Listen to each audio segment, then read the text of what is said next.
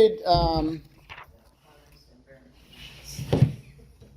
We're going to read verses 1 through 11. We'll recap a little bit, and then we'll press on. So, who would like to read Genesis chapter 19, verses 1 through 11? Go ahead, Paul. The two angels arrived at Sodom in the evening, and Lot was sitting at the gateway of the city. When he saw them, he got up to meet them, and bowed down with his face to the ground. "My lords," he said, "please turn aside to your servant's house.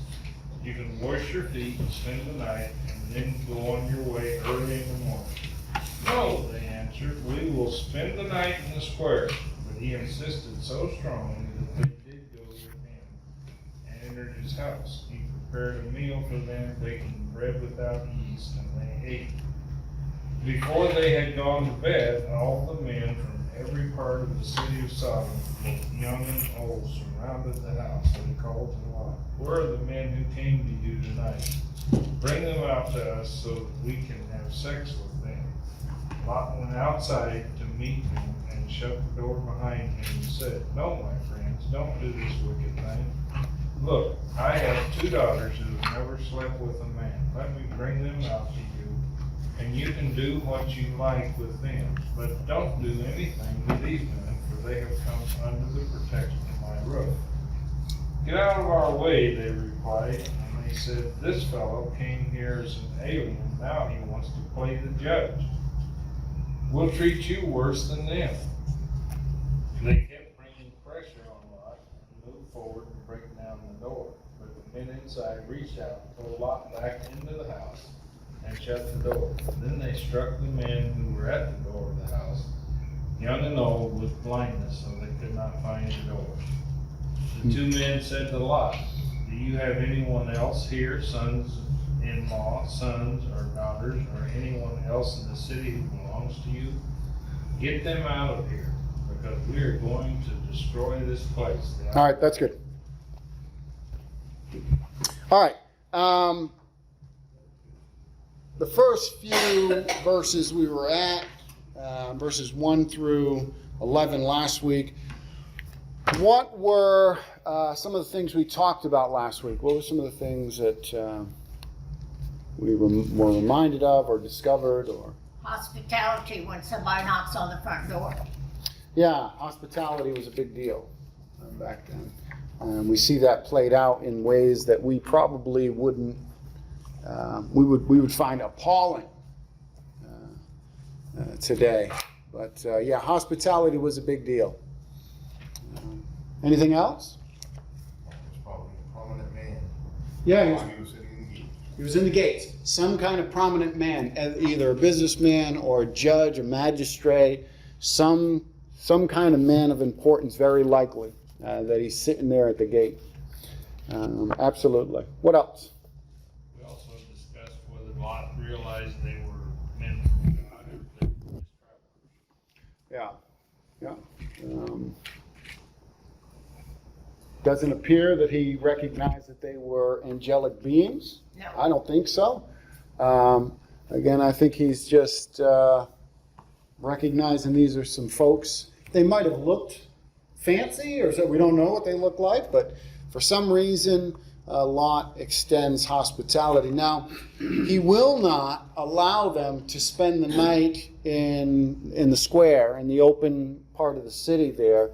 Was that common for people? Do you remember? Was that common for people to spend the night in the city square? Yes? Apparently. Yeah, it was. If a city has a gate, what does that mean? It's going to be closed at night. So there's some safety there. There's some safety there. So that kind of thing, typically you'd be safe. Lot will not allow them to stay there. Why not? He knows the people. He knows the people. And he knows the people are not going to give them hospitality, right? He knows that they're wicked and ungodly. So when the men come in, the angels come into Lot's house. He provides water for their feet. They wash their feet, provides them food, He's showing all that hospitality. And then, how many people come to the door from the city of Lot's house? Everyone. All the men, anyways, all the males. You Well, know. my translation amplified says they wanted to be intimate with them. Yeah, absolutely. And Paul's actually was more explicit. Yours said they wanted to have sex with him, right? Is that what it said? Yeah. Yeah. Mine and others say no. Let us know them. This kind of is, verse 3, it says baking bread without yeast. Mm. And they ate. Is that significant? Without yeast? Yeah, I was kind of debating whether we should bring it up or not. I think there's some symbolism there. Doesn't say explicitly, but what is yeast typically, not always, but usually, what does yeast symbolize? What's it? It takes time. It takes time, but biblically there's a symbolism that yeast takes.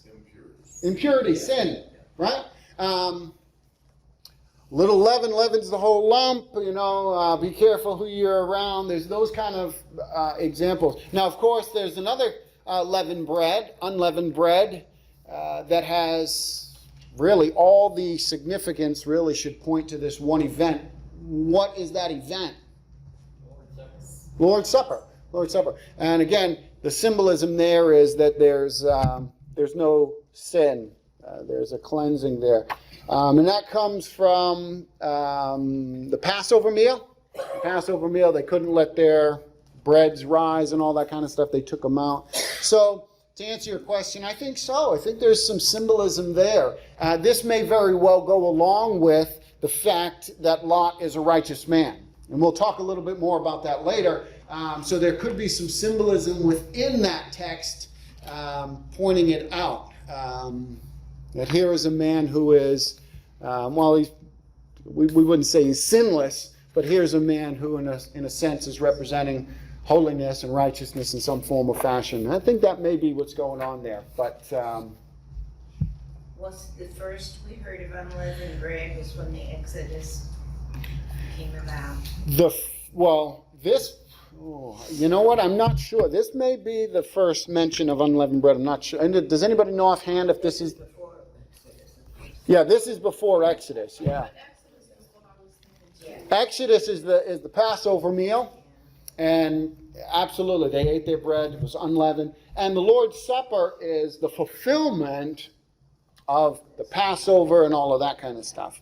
And I thought, isn't that what they had in the wilderness? Unleavened. They had manna. Now, manna wouldn't have had. I don't think it would have had leaven in it, but they may have been able to leaven it and rise the bread and that kind of stuff. Leaven wasn't, the manna was.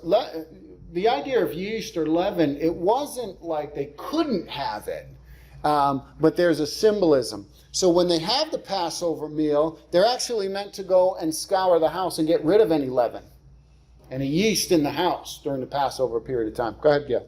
I wondered if it could have been that he had a feeling that they were angels, or maybe he knew that they were at least godly men. Why do you say that? All right, it could be. Why do you say that? Well, he was protecting them in his home, trying to keep these other men away from him. Yes, And but by making unleavened bread, I think that maybe I wouldn't read too much into it in that sense of that he's recognizing who these guys are, that they're sent from God or angelic or something like that. He's going to know that, right? That's going to be discovered as this text goes on. He's going to realize that these aren't just regular men. I think it's a similar situation that happened with Abraham. I don't think Abraham recognized that Yahweh, that God Almighty and two angels were visiting him. It's the remember, it's the culture of the day. Even the pagans, right? I mentioned this before. If you read some of the pagan mythologies and stories, the idea of taking someone in and being responsible for a guest was a big deal. So it's not just biblically, it's just culturally in that environment in the ancient world, hospitality was a big deal. And if some guests came under your roof, you were obligated to protect them.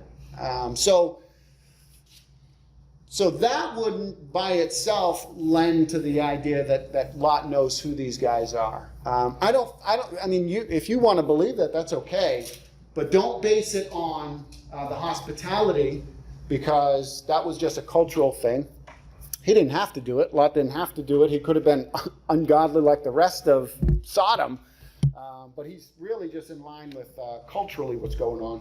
Verse 11 says, and they struck the men who were at the door of the house with blindness. Now you have to be pretty special. Yes. And We'll go there in a moment. Yes, Lot is going to realize these guys are something different. Yeah. I don't think initially he knew that. I just don't think so. But he's going to know that. He's going to recognize that pretty quickly. So hospitality is a big issue. That's going on here. The men, this was the thing, all the males from that city. I mean, it makes it emphatic that every male, and again, I don't know how young this is going, but every male was out at that door, beating on that door to get in. Since young and old. Yeah, I mean, how young? I mean, I don't think 5-year-old kids are going in there. So I don't know what the age is at what point it turns off. But yes, young and old. It would have been all the males of at least some kind of maybe puberty or beyond or something like that. Anything else in the first really 9 verses? I'm a little curious, why do you think that they came? Why do I think the men of Sodom came? The angels. Do you think that they were sent there? Yes. To smite the city at that point? They were sent to go. Remember, God says, I'll go down. He's using human language. I'm going to go down. I'll find out. But yeah, they were. It was kind of like the testing. Yeah, God already knew what was going on. He was sending them to go destroy the city. And they were going to go to Lot's house. I mean, God already knew what was going on. But again, he kind of uses, we talked a little bit about this before, but when God says to Abraham, I'll go down to Sodom and I'll check it out and find out for myself if the wickedness is as bad as it is. It's kind of like when he comes into the garden and says, Adam and Eve, where are you? He knows where they are, right? He's talking in human language that people can understand. So he was sending them down there. They were going to destroy the city. Just so happens there's extra confirmation, right? Not that they needed more confirmation, but there's extra confirmation. So all the men, they come, they beat on the house, they want to go, and they want to have sexual relations with these men. They don't know they're angels. They want to have relations with these men. All right, let's pick up in verse 10. Let's see. Well, we'll back up just a moment. Let's go to 9. But they said, stand back. They're talking a lot. And they said, this fellow came to sojourn, and he has become the judge. Now we will deal worse with you than with them. That's the people of the men of Sodom. Then they pressed hard against the man Lot, and drew near to break the door down. Verse 10, but the men reached out, that's the angels, the men reached out their hands and brought Lot into the house with them, and shut the door. And they struck them with blindness. The men who were at the entrance of the house, both small and great, so that they were worse themselves. So they wore themselves out, groping for the door. Let's talk just briefly for a moment. What do the angels do when Lot is getting pummeled against the doors? He's starting to get roughed up. They become protected. They're protective, and they do what?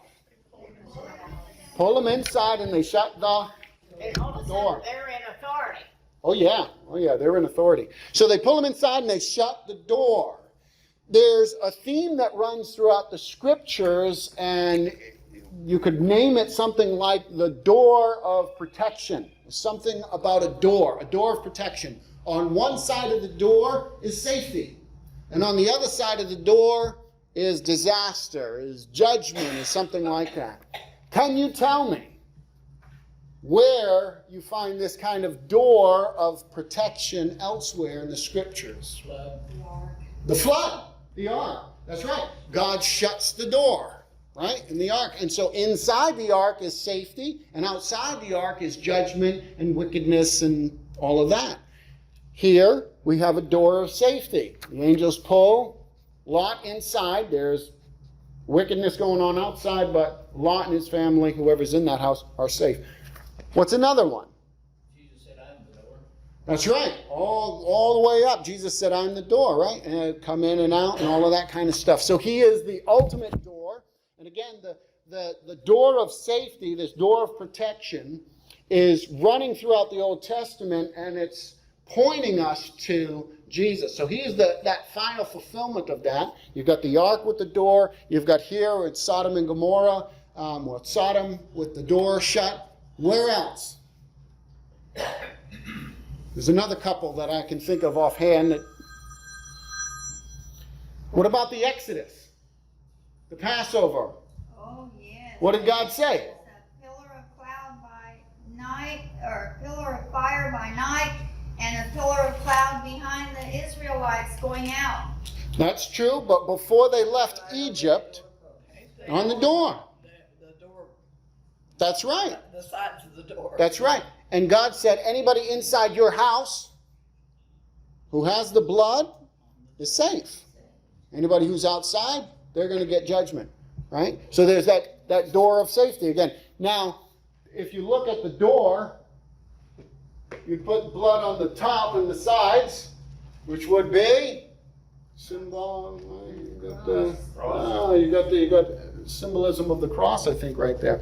So you've got the Passover meal, and there's the door of safety. You stay inside that door that has the blood on the posts and all of that, and you're safe. One other one. Can you think of another one? There's one more that I'm thinking of. Old Testament. There was a woman who was told to stay inside her house, her and her family. Anybody who stayed inside that house was going to be safe. Rahab the prostitute, remember? Jericho, the spies come in. She has faith. She helps the spies. They say, stay in your house. You and anybody in your house will be safe. There again is that kind of door of protection. And again, all of this is pointing us forward to Jesus. So here again, I think we see that kind of thread, that theme of the door of protection. Do the men of Sodom stop after they're struck blind? No. Do they repent and go home? No. No. What do they do? Where they're set out. Does that seem odd to anybody? Is it just me that seems really odd? They were determined. They were determined, right? So what does it tell us about them? They were determined to do evil. Which means they had a lust for it. There was a lust, there was a burning.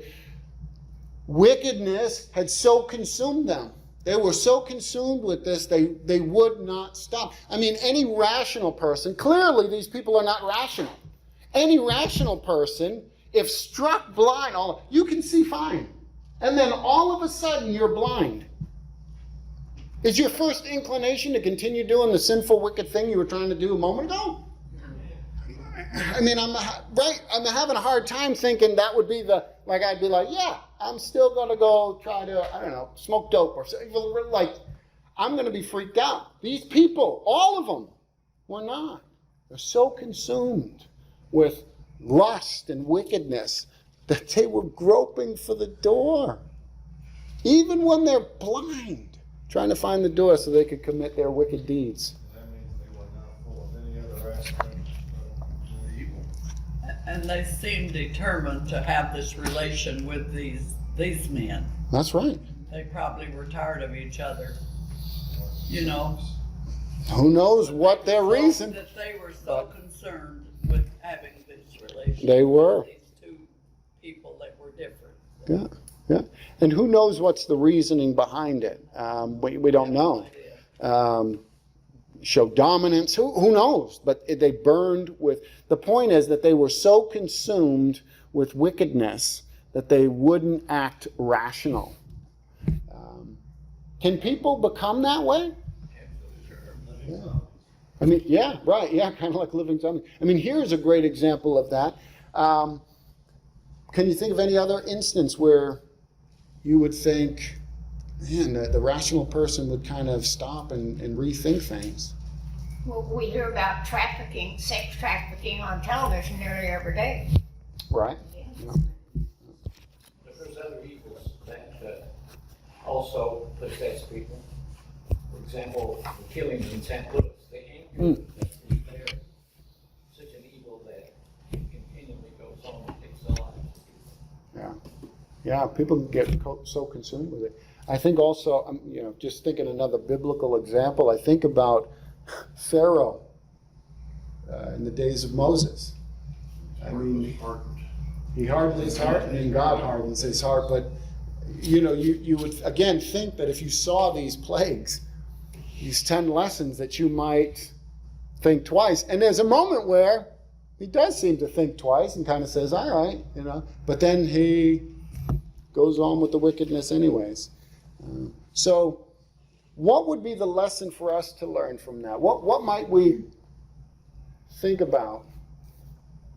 These men probably didn't wake up and all of a sudden one day were burning with this unquenchable lust to just go do wickedness. I mean, they weren't born that way, were they? They might have been. So, No, they weren't. I don't think they were born with the wicked intention of sinning, regardless of what sin it was. Part of it is that's how they grew up. Part of it, they grew up in that. What I keep thinking about is the way things are right now. Uh-huh. What is it, what's LBGTA, is that the right number of letters?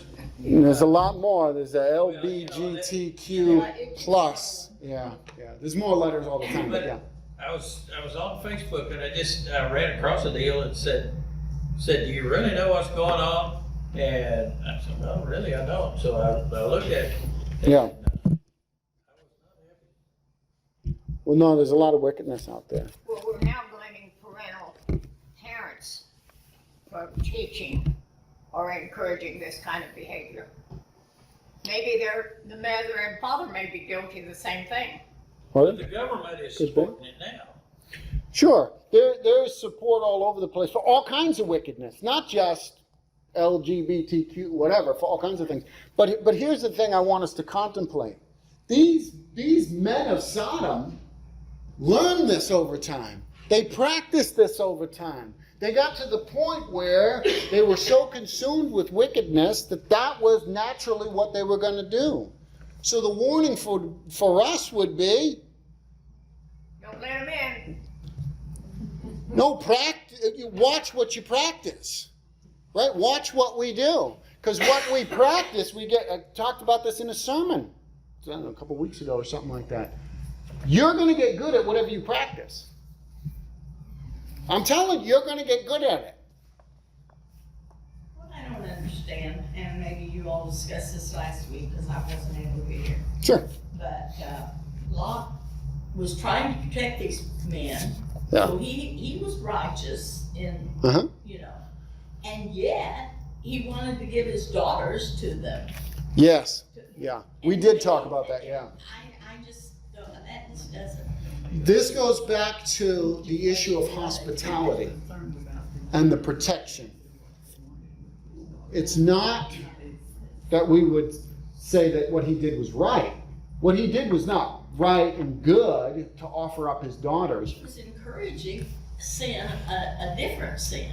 Yeah, he was trying to protect the guests. Right. Now, he shouldn't have done that. It wasn't the right thing to do. But this goes back to the idea of the guest being someone who needs protection. Read it again, and you find that He's really concerned about them. It was a major issue. Now, what he did was wrong. But you see a parallel account in Judges. Did any of you go read that other than Gail? Yeah. What did you think of that parallel account in Judges? That was worse by far. Certainly. Judges 19:25 is the parallel account. So Judges 19:25, there's a similar event that happens. Not saying that this is good and godly to do. It's wicked. But for Lot, he was thinking, I need to protect these men. Goes back to that obligation of hospitality. Yeah.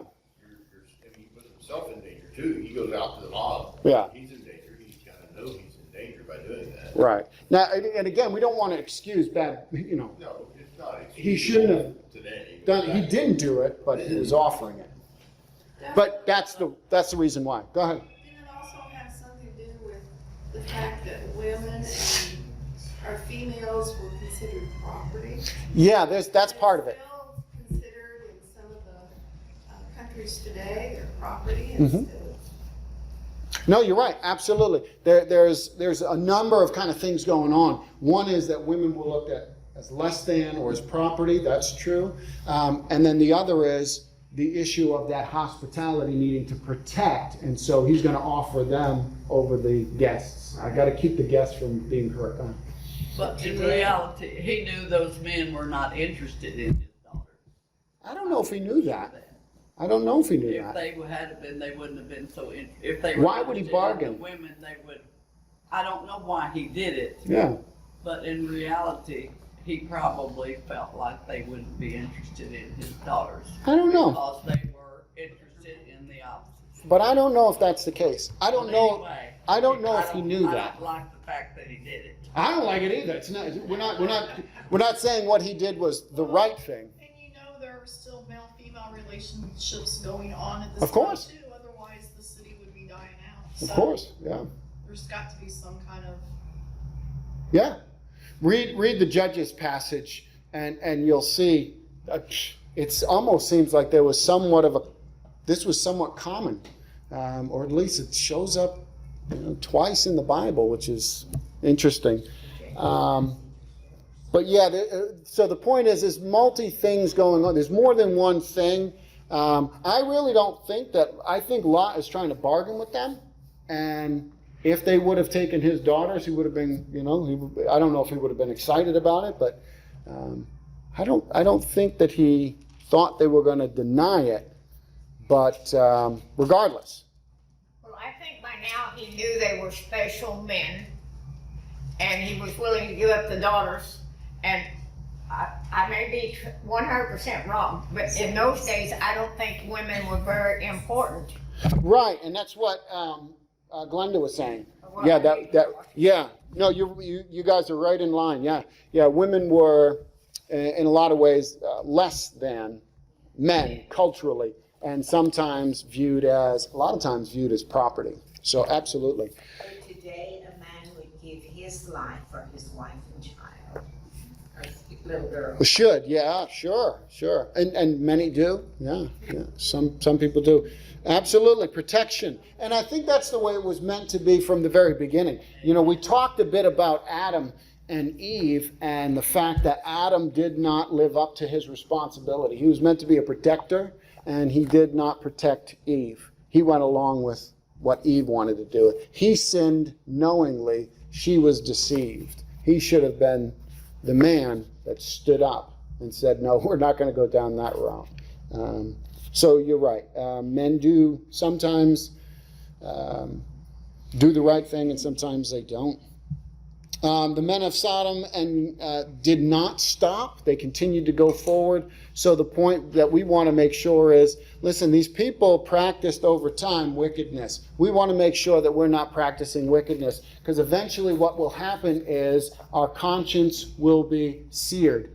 The Bible talks about that. Don't allow that to happen. Don't do something. Don't get so influenced by other people that your conscience is seared. You can see it in our culture with the LGBTQ issue, because 50 years ago, most people would have looked at that as an abomination, sinful. They wouldn't have promoted it, or at least a lot of people wouldn't have. But what happens is over time, somewhat gets us in a different realm, but over time what happened was the media and people in politics and whatever, they slowly introduced things. So they introduced the happy gay couple, Will and Grace. And everybody loves Will and Grace. And look at that, and then they introduce in commercials and in movies, and you just see it over and over. And what happens is it becomes normal. It's normalized, right? So it's the same thing with sin in our life. Any sin that's in our life. Over time, if we continue to do it, we don't fight against it, it becomes normalized, and it doesn't hurt as much anymore. Go ahead. On the old game shows, you never saw it. But now, the game shows that they've got going now, there is always at least one gay person on there. I'm finding it on like almost every show. You watch a show and it's like, yeah, game shows, anything. Like I'm watching cooking shows, like, Cooking Champion, like bacon and stuff. And then they like make a point to like, oh, and this is Joe and his husband. What does that have to do with bacon cookies? Like, I don't understand. But it's normalized and all of that. But the same thing can happen with us, is the point, right? And we can contribute to it. So, good old so-and-so is a gossip. Well, that's just who she is. That's what she does. Well, not if she's a Christian, right? Not if she's a Christian, that's not her. So, but the thing is, we've got to be careful in all of these kind of areas, ourselves and also looking at others and excusing bad behavior. They're never going to learn, are they? If we as the family of Christ never say, pull them to the side, quietly, respectfully, and say, it's wrong, you can't do that. They're just going to keep going on. And if we keep saying, Bill, don't worry about, old so-and-so. That's just who she is. That's what she does. Pay it no mind. And you accept that also. Yeah, we're legitimizing it. It's no big deal. And then, listen, it can go down different routes. But anyways, sure, go ahead. On television, not every day, but often, you'll see men kissing men and women kissing women and, whatever. And I think to myself, that doesn't bother me, it doesn't influence me in any way. But what about kids that are in this stage of growing up? It could influence young people, which I think it does. There was a movie, The Beauty and the Beast. The Beauty and the Beast, they made a remake of it, live action, a couple years back now. And they made a big deal about one of the main characters in there being a homosexual. Now, if you watch the movie, you probably won't catch it. It's not very blatant. I watched it. I didn't really think it was. I thought it was pretty close to the cartoon.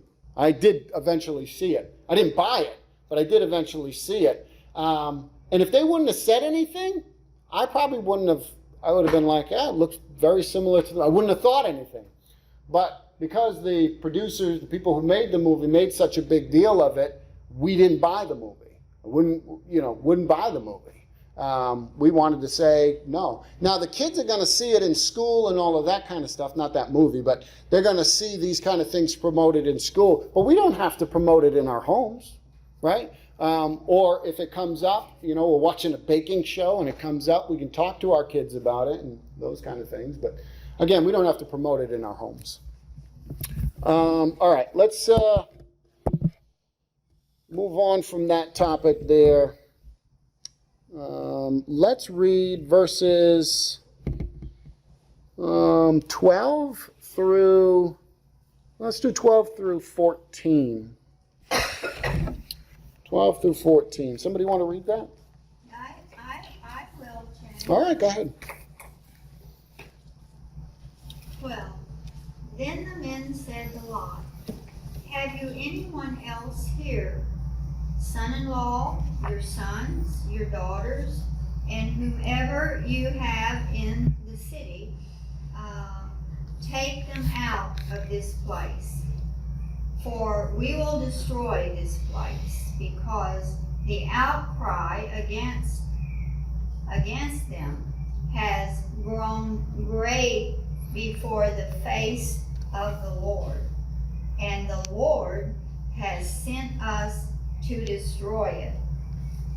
14. So Lot went out and spoke to his son-in-law, who had married his daughters, and said, Get up.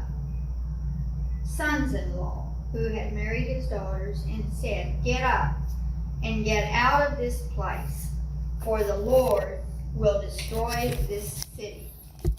But to his sons-in-law, he seemed to be joking. All right, thank you. All right, so in verses 12 and 13, what did the angels say to Lot? What do they say? Well, They say, get out. They say, take your family. take your family. Do you have any other relatives? There's going to be destruction. Destruction's coming. So you got to get out. Why is God going to destroy the city? We talked some about it. Because it was all bad. It was all bad. It was wicked. What's that? Because of the outcry has become great. Yeah, the outcry. Not 10 righteous people. Not 10 righteous people. Yeah. We talked about that when And we we saw don't know what the Abraham do that. population was. We don't But it know. was a lot. We don't know. Whatever the population was, it wasn't 10 of them. It wasn't 10 people that were righteous, including Lot's family. It wasn't 10. So they're going to destroy it. The outcry is so great. The city is so full of wickedness. And the angels are going to, the angels saw it firsthand, but they're going to destroy the city. So what does Lot do in verse 14?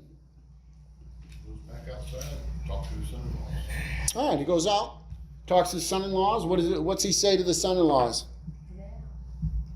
Yeah, he warns him, right? They thought he was joking.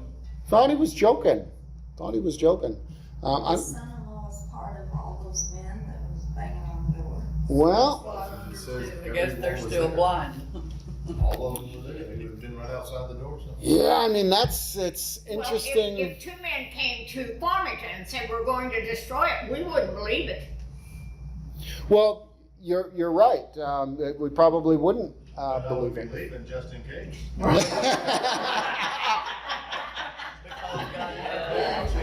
Just stay home, that's fine. You might as well just go just in case, right? Hey, I'll be back in a week, just in case. When Lot went to Sodom, when they first parted ways and he went, Yeah. did he already have the sons-in-laws? I mean, did they come from Sodom? We don't know. I don't know offhand. I don't think so. I think this is the first time we get a. We kind of make that assumption. It's not, Yeah. I don't think it's. This translation, NIV, says, so Lot went out and spoke to his sons-in-law who were pledged to marry his daughters. Yes, they were engaged, but it was still a binding kind of thing. They were married for, in some ways, they were still, they were married, but they hadn't been. I assume he had more daughters. They haven't consummated the marriage. I don't know that he has any more daughters. I I think. thought he had older daughters that had already married. Well, into the city. two that were still living with him, they went with him. Yeah. Lot Yeah. and his wife and As far his as we daughters. know, there's only 2 daughters and a wife. Well, but the 2 daughters went, I don't know, maybe that's the same daughters that were engaged to the sons-in-laws, I don't That's know. the 2 daughters. Right. Right. There's only 2 daughters, so they're the same. Verse 7, I have 2 daughters. So, they're warning. They go out, and it seems like these guys, if they're living in Sodom, may very well have been in that crowd. Who knows if they're still, blind? I don't know. I don't know. It's an interesting kind of dynamic going on there. But he tells them, listen, there's judgment coming, and they think he's joking. They're laughing at him like this is all a joke. Nothing's happening. They weren't They weren't like Sean, ready to leave just in case. Like, it's funny, but let's go out. We'll go out of town for a couple days. How does the passage apply to us today, though? What might we be able to pull out of this text here from what Lot is called to go do and what happens to him?